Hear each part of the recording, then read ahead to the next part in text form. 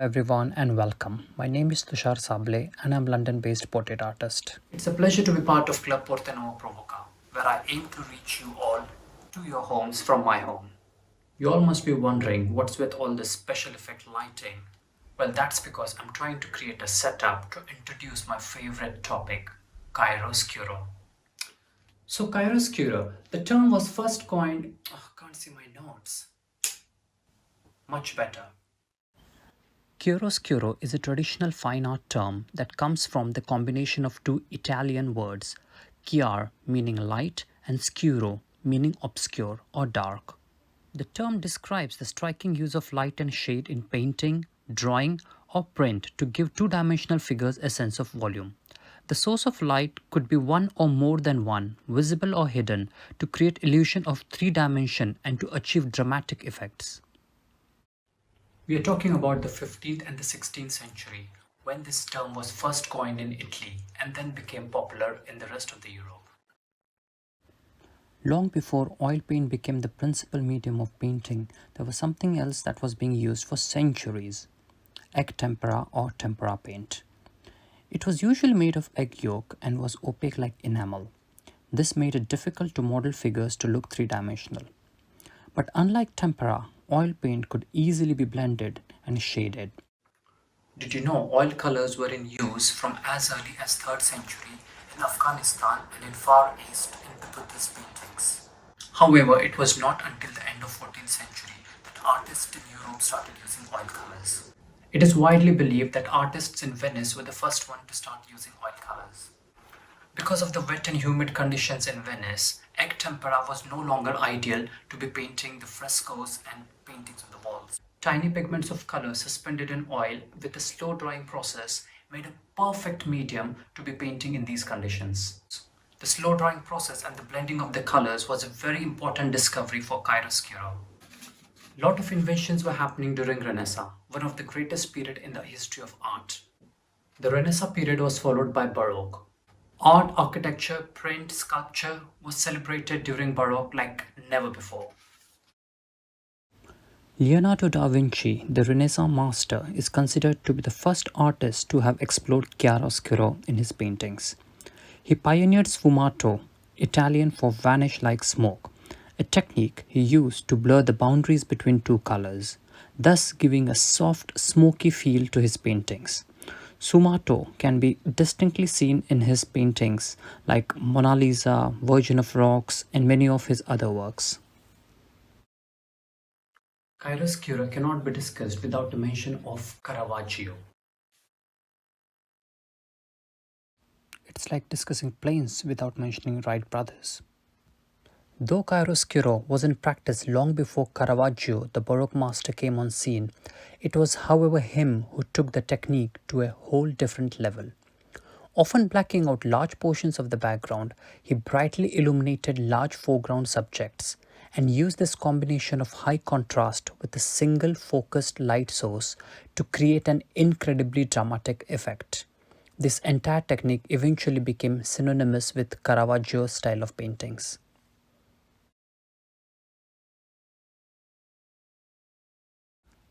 There are many examples of Caravaggio's paintings where he used naturalism, even from the very initial days when he started painting. In the times where only nice, rich, elite people were usually the subjects of paintings, he used everyday subjects to paint, like the ones that you see in fortune teller, card shops, musicians, and many other of his paintings. He believed in showing real things and real expressions, like the expression of the boy in the painting, Boy Bitten by a Lizard. In those days, still life painting was not something many established artists painted. However, Caravaggio considered still life needed as much skill to paint as any portrait or figuratives would. In his lifetime, he painted many still lifes. Basket of Fruit is considered one of his best still lifes. Later on in his career, when Caravaggio became more and more popular, he did get many patrons to commission him private works as well as public commissions. He painted many paintings on religious themes. Supper at Emmaus is probably one of the best examples of Caravaggio's naturalism style of painting. This is a religious painting and a scene when Jesus has been resurrected and shows himself to two of his disciples who are shown seated. Obviously, Jesus is the center of the painting here, and the light is directly falling on his face.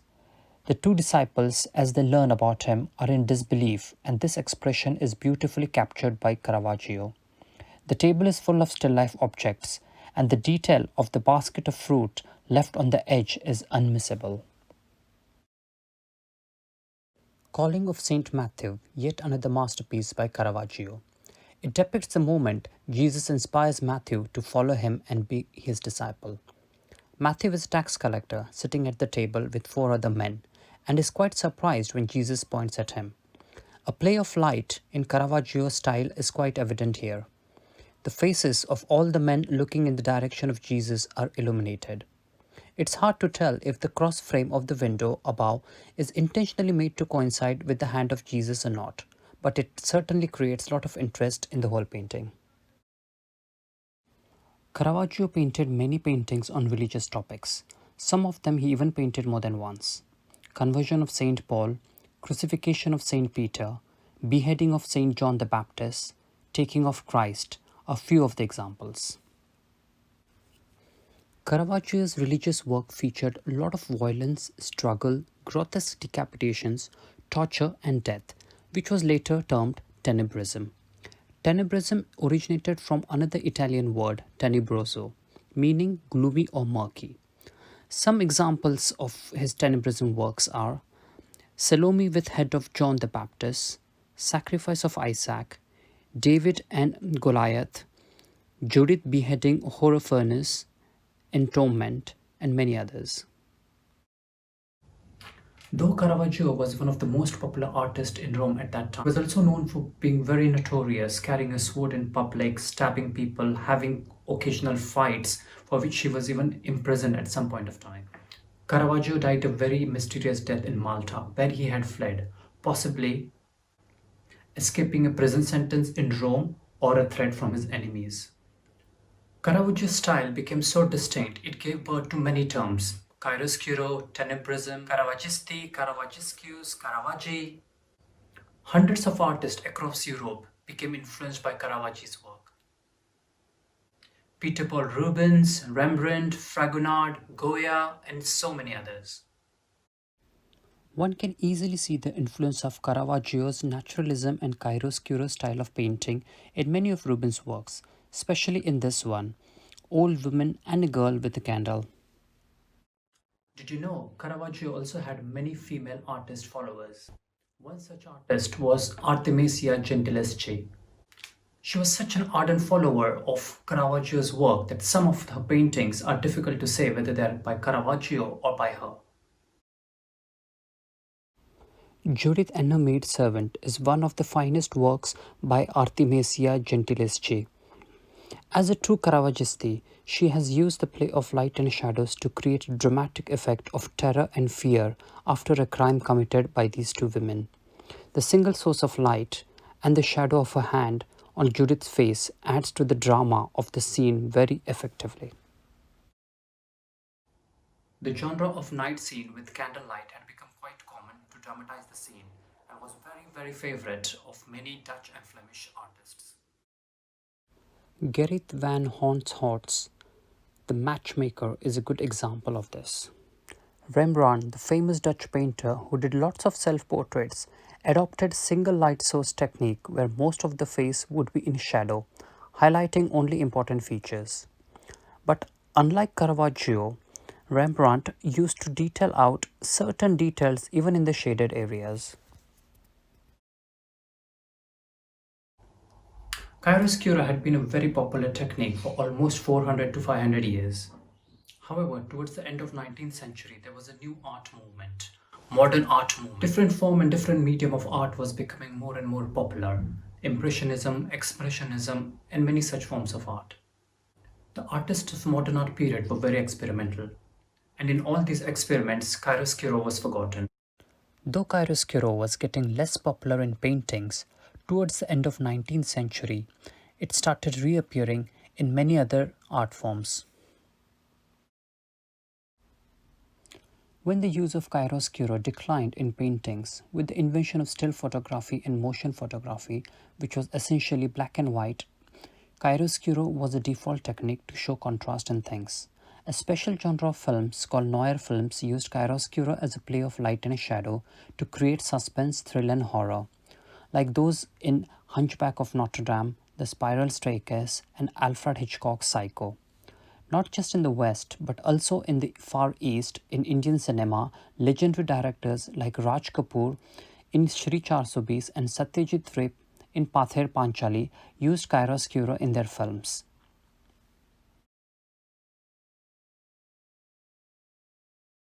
In the modern and contemporary cinema, the play of light and shadows is used to communicate certain emotion or a mood of a scene, like that in Skyfall, or a Polish film like Double Life of Veronica, or a French film like Amelia. Similar technique is used to create tension and thrill in Scandi dramas like The Bridge and The Killing, using the play of light and shadows. In contemporary photography, chiaroscuro is often referred to as clair-obscur or extreme low-key, often well suited for portrait, still life, and boudoir. Experimental photographers like Alexander James, in his floating subjects for drowning art, use interesting play of invisible light, making the object seem glow. On the other hand, fashion designer Sabyasachi uses lighting in a very traditional way, creatively to highlight the jewelry on a model. Similarly, travel photographer Tevfik El Savi uses a bit of Caravaggio in his style of photography, where the subject seems to be appearing from the darkness. Chiaroscuro in photography is used to create a wow factor in travel and tourism photography, advertisements, as well as art in photography. In contemporary art, chiaroscuro may not be the theme directly used by contemporary artists, but is used creatively to suit their own style. For example, the way Kehinde Wiley, the artist who shot to fame when he painted a portrait of Barack Obama in 2018, uses chiaroscuro in his paintings. He uses a mix of classic and modern style to paint his subjects, where the wallpaper-like background merge into the foreground and the subjects in the foreground merge into the background. The dramatic light and shadow effect on his subjects, who are mainly black Americans, is used very much how Caravaggio used to highlight important features in his subjects. Kehinde has also used themes and names for his paintings, same as Caravaggio, to make very controversial and political statements and highlight racism that exists in American society and many other parts of the world. Similarly, other experimental artists like Nicola Vallato is an American artist who uses 3D CAD programs to study the light and shade in the models and then paint them in a three-dimensional form. In 2018, in my solo exhibition in London, I chose to paint a series of portraits and still life paintings on the theme of chiaroscuro to highlight the importance of skill in paintings and as a tribute to the old masters.